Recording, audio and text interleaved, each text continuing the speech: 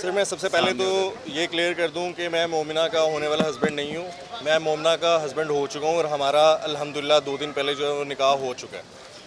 और दूसरी बात मैं ये क्लियर करता चलूं कि ये जो साहिब हैं साकिब खान चद्दड़, बेसिकली ये मोमिना को हरासा कर रहे थे और ये इंटरवीन इसलिए करना चाह रहे थे क्योंकि ये कभी भी नहीं चाहते थे कि मोमिना की कहीं पे भी शादी हो। ये और इनके वाइफ, ये हमेशा से इनका यही तर्ज जो है वो वारदात रहा है कि ये करैक्टर असैसिनेशन करके और जहाँ पे मोमिना का रिश्ता हो रहा होता है वहाँ पे उस लड़के से कांटेक्ट करके, हाँ जी बात कर आपको लगा होगा जी जी जी, तो ये मोमिना की किरदार कशी करके तो उस जगह से मोमिना का रिश्ता ख़त्म करवा देते हैं। तो फर्स्ट ऑफ ऑल इन्होंने मुझसे कांटेक्ट करने की कोशिश की ताकि ये वही जो इनका एक घटिया मर्द जिसका कोई ज़मीर, जिसके अंदर कोई गैरत नहीं होती, जो उसका तरीका वारदात होता है, सेम उसी तरह उसने मुझसे कांटेक्ट करने की कोशिश की ताकि वो मोमिना के बारे में उसकी किरदार कशी कर सके और बेबुनियाद और घटिया जो एक गलीज़ गलाजत बड़े इंसान की जो आदत होती है वो इल्ज़ाम लगाए। और जब उसको पता लगा कि मैं वो मुस्तरद करूँगा और मैं उससे इस किस्म का कोई कॉन्टैक्ट इस्टेब्लिश नहीं करूँगा, तो उसने मेरे खिलाफ़ झूठी FIR करवा दी। क्योंकि उसको पता था हमारी 10-15 दिन में शादी है, तो उसने मुझे झूठी FIR इसलिए करवाई और उसने मेरे नाम पे भी नहीं करवाई। उसने मेरे नंबर पे FIR करवा के और जो मुतलका थाने थे, जो भी इदारे थे, उनको बोला कि हमजा के नाम पे करवाइए। अगर आपने मेरे नाम पे करवाई तो आपको FIR में मेरा नाम मेंशन करना चाहिए था, आपने मेरा नंबर क्यों मेंशन किया? ठीक है, इट्स अ वेरी अनएथिकल चीज़। और जो मुतलका थाना था उनके DSP से जब मेरी बात हुई तो मैंने उनसे पूछा कि आपने किस एविडेंस के बेस पे जो है मेरे खिलाफ FIR काटी है, तो उनके पास उसका कोई एविडेंस नहीं था। और टिल दिस डेट वो अभी तक प्रूव नहीं कर पाए कि उन्होंने मेरे खिलाफ जो FIR काटी है वो किस एविडेंस के बेस पे थी। तो ये सरासर सीधी सीधी बात है कि उन्होंने सिर्फ हमारी शादी को रोकने के लिए उन्होंने ये मेरे खिलाफ झूठी FIR दी।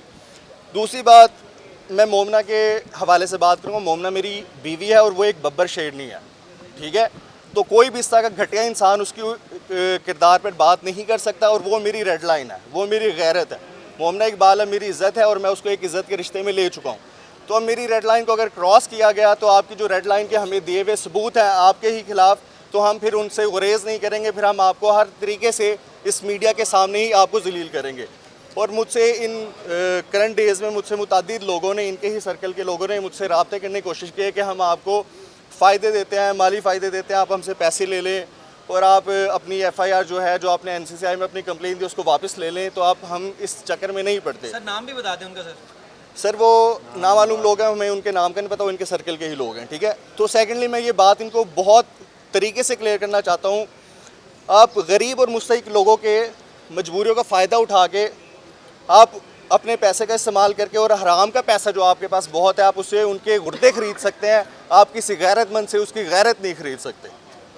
और मैंने खुद मोमिना को इनकरेज किया था इन सब चीज़ों के लिए कि मोमिना स्टैंड ले और अपने हक़ के लिए लड़ाई करे। ये वक्त के फ़िरौन है, ये खुदाई ज़मीनी खुदा जो बने हुए हैं, हमने इनके ख़िलाफ़ जो है वो स्टैंड लेना है। और मैं इसके लिए मोमिना के साथ खड़ा रहूँगा और ये मुझे जान से भी मार देंगे तो मैं अपनी बीवी के साथ खड़ा हूँ। और मेरी बीवी एक बब्बर शेरनी है, वो इन जैसे बुज़दिल लोगों से ना डरेगी ना पीछे हटेगी, हम इनको इनके अंजाम तक लेके जाएंगे। बहुत शुक्रिया। मैं यही बात सबसे ज़रूरी मेरे लिए तो यही थी कि हम लोगों ने जब NCCI में कंप्लेन किया था, तो जैसे कि मैडम मरीम नवाज़ शरीफ का साइबर हरासमेंट पे एक बयान आया था कि आप लोगों को कोई डरने की ज़रूरत नहीं है, आप सामने आए, जिसकी भी कंप्लेन होगी तो इवन के जो विक्टिम या कंप्लेनेंट होगा उसका नाम भी सामने नहीं रखा जाएगा और हम इस केस को प्रोसीड करेंगे।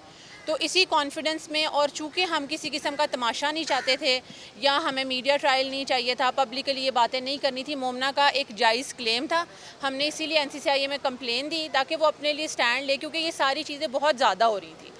और हमने इसी वजह से नाम तक भी नहीं लिया, NCCI में कंप्लेन की। और जब इन लोगों ने जाके अपनी अटेंडेंस दी है, उनसे मीटिंग की है और बाहर आके सिर्फ कुछ टिकटॉक की वीडियोस के लिए और थोड़ी देर के लिए जो मीडिया अटेंशन चाहिए थी या स्क्रीन टाइम चाहिए था, उसके लिए इन लोगों ने अपनी चौक में ही अदालत लगा ली। मैं जो साकिब खान चद्दड़ के वकील हैं मियाँ इशफाक साहब, उनसे ये सवाल पूछना चाहती हूँ कि अपनी लीगल कैपेसिटी में भी वो इतने पर्सनल कैसे हो गए कि उन्होंने मेरी बहन के बारे में इस किस्म की गलीज़ बातें चौक में खड़े होके की हैं।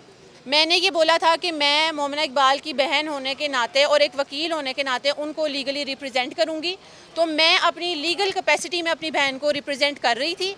और मुझे ये बात समझ ही नहीं आई है कि जिस तरह जब भी हमारी वकालत का हम इम्तिहान पास करते हैं तो उसमें हम एथिकल कंडक्ट जो भी है उसके बारे में पढ़ते हैं कि आप लाइन क्रॉस नहीं कर सकते। तो मेरा उनसे ये सवाल है कि किस बिहाफ पे उन्होंने मेरी कैरेक्टर असैसिनेशन की है, मेरी लीगल कैपेसिटी में, या मेरी बहन की भी क्यों किया।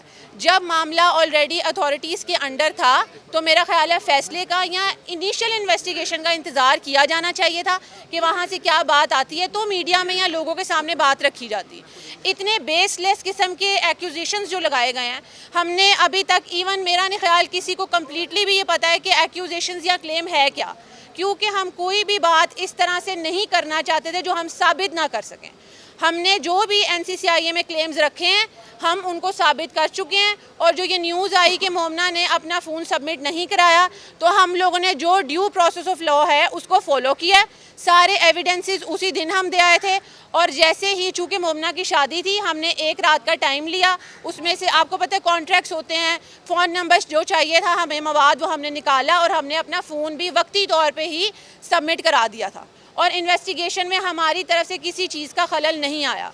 हाँ, जब मैं चूँकि ऑस्ट्रेलिया होती हूँ, मैं जब आई थी तो मुझे भी मंडे से ये सारे मसले शुरू हुए थे 10 तारीख से, और ये सारी धमकियाँ आनी शुरू हुई, और इस शादी में हर तरह से खलल डालने की कोशिश की गई, जिसकी वजह से मैंने और हमज़ा हबीब ने मोमना को मोटिवेट किया कि तुम्हें ये कंप्लेन करनी चाहिए, क्योंकि अब धमकियाँ घर वालों तक भी और हमज़ा के तरफ भी आनी शुरू हो गई थी।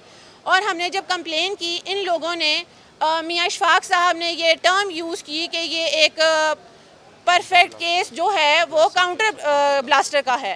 पहली बात है, काउंटर ब्लास्टर कोई टर्म नहीं है, काउंटर ब्लास्ट है जो कि हम पे किया गया है, क्योंकि इनकी तरफ से आने वाली धमकियों पे हमज़ा हबीब ने 13 मई को हुई दरख्शां थाने कराची में एक एप्लीकेशन दायर कर दी थी साकिब खान चदर के अगेंस्ट। तो आप ये बताएं कि ये बंदा 16 मई और 17 मई की दोपहर तक अगर हमज़ा हबीब का नंबर ढूंढता रहा है, जिसके सबूत हम NCCI को मुहैया कर चुके हैं, तो इसने ये किस तरह क्लेम किया अपनी FIR में कि 13 को इस नंबर से साकिब खान चदर को कॉल गई है। ये FIR किस बेस पे हुई है? ये FIR किस बेस पे हुई है? हमारा अथॉरिटी से भी यही सवाल था कि हमज़ा हबीब हमारा अथॉरिटी से भी यही सवाल था कि इसको इन्वेस्टिगेट किया जाए, और ये जो प्रोपेगेंडा गलत किस्म का हमज़ा हबीब के अगेंस्ट भी खड़ा किया गया, हमें उसका भी जवाब चाहिए। दूसरी बात, मैं मरीम नवाज़ साहिबा का बहुत शुक्रगुज़ार हूँ उनकी कि उन्होंने हमें वक्ती तौर पे फ़ौरन से जैसे ही हमारी कंप्लेन गई और हमारे एविडेंस सबमिट करवाते ही हमें सिक्योरिटी प्रोवाइड की है, हमारे घर में भी है, क्योंकि हमारे लिए ये सारी सिचुएशन हैंडल करना बहुत मुश्किल हो गया हुआ था। मैं सबका शुक्रिया अदा करती हूँ, इदारों का भी। NCCIA ने भी बहुत कोऑपरेट किया और हमारे साथ इम्पार्शियल होकर इन्वेस्टिगेशन कर रहे हैं। अच्छा मैम, मुझे ये बताइएगा कि आप चूंक थाने गई थी, वहाँ पे आपकी एप्लीकेशन दर्ज नहीं हो रही थी, वो जरा क्या माजरा था? जी, जब हम पहले गए थे तो उन्होंने हमारी एप्लीकेशन नहीं ली थी, क्योंकि वही असर रसूख की बात है कि चूँकि साकिब खान चदर इस वक्त सिटिंग MP हैं, तो उन्होंने बोला हम उनके अगेंस्ट कोई एप्लीकेशन नहीं लेंगे और ना ही FIR दर्ज करेंगे। लेकिन जैसे ही हम CM ने, मरीम नवाज़ साहिबा ने एक्शन लिया तो हमारी एप्लीकेशन भी ली गई और सारा जो प्रोसीजर था वो स्टार्ट हुआ। दूसरी बात मैं ये करना चाहूँगी कि मैं बहैसियत वकील भी पंजाब बार कौंसिल से दरख्वास्त करती हूँ कि मियाँ इशफाक के अगेंस्ट एक्शन लिया जाए। उनको ये कोई हक नहीं पहुँचता कि वो अपने क्लाइंट के लिए किसी दूसरे भी सामने वाले, जो कि मैं लीगल कैपेसिटी में बहैसियत वकील भी, वो मेरी कैरेक्टर असैसिनेशन करें या वो अपनी लाइन क्रॉस करें। अच्छा, थोड़ा सा ये बता दें कि साकिब खान चदर जी बिल्कुल, हम डेफेमेशन का जो सूट है वो फाइल करेंगे, और मेरा सवाल भी यही था कि अगर हमने कानून का रास्ता इख्तियार किया है, वही बंदा कानून का रास्ता इख्तियार कर सकता है। हमारे पास सबूत हैं, हर चीज़ है, तो हमने कानून का रास्ता इख्तियार किया। इनके पास था तो ये भी करते, ये लेके आए सबूत। और ये बता दें कि साकिब खान चदर सिर्फ इंतकामी कार्रवाइयाँ जारी रखे हुए थे या वो अभी भी ख्वाहां थे कि मोमना इकबाल से शादी करना चाहते? जी, मेरा ख्याल है आप लोगों को ये चीज़ बिल्कुल क्लियर हो जानी चाहिए कि 2.5 साल से किसी किस्म का कोई ताल्लुक नहीं है हमारा उनसे या उनका हमारे से।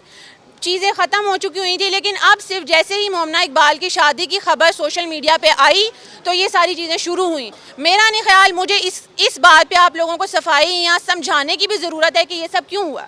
और अगर आप कह लें कि जी ये कुछ और मामला था, ये अपना रिकवरी सूट फाइल करते हैं, जो कि तमाम तर जो भी एक्यूजिशन लगाए गए हैं झूठे हैं, ये झूठे हैं, ये कोई भी चीज़ साबित नहीं कर सकते। मैं कह रही हूँ अगर ये है भी कि इन्होंने हमें किसी किस्म की भी असिस्टेंस दी है तो ये जाके अपना रिकवरी सूट फाइल करें। हम देनदार हैं हर उस चीज़ के जो हमने अगर ली होगी। घड़ियों का भी मामला है, उन्होंने कहा लाखों रुपए मालियत की घड़ियां जो है वो आपसे मैं यही कहूँगी आप उन्हें कहीं साबित कर दें हम देनदार हैं हर चीज़ के जो हमने लिया। इससे ज़्यादा मेरा नहीं ख्याल जो उन्होंने कहा है मैं कोई बात नहीं कर सकती।